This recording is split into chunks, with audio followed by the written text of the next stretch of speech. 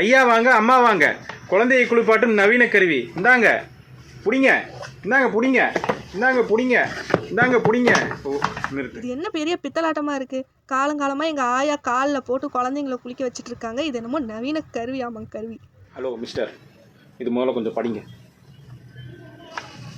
Baby பாத்தரை எடுக்கவும். எடுத்தாச்சு. அதை டேபிள் அல்லது சிங்கில் வைக்கவும். வச்சாச்சு. குழந்தையை பாத்திரையில் வைக்கவும். வச்சுட்டோம். பக்கெட்டில் தண்ணி எடுக்கவும். தண்ணி எடுத்தாச்சு. சோப்பை கையில் எடுக்கவும். சோப்பை எடுத்துட்டோம். பிறகு தேய்க்கவும்.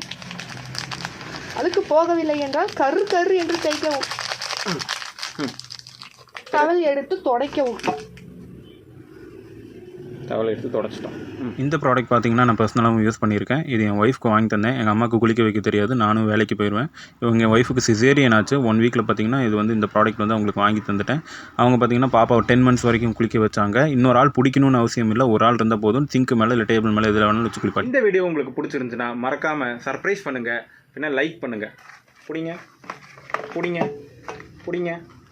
என்னங்க பண்ணுறீங்க? நான் வந்து ஷேர் பண்ணிகிட்ருக்கேம்மா. கஸ்டமருக்கு எப்படி ஷேர் பண்ணணும்னு சொல்லி கொடுத்துட்ருக்கேன். மறக்காமல் ஷேர் பண்ணிடுங்க.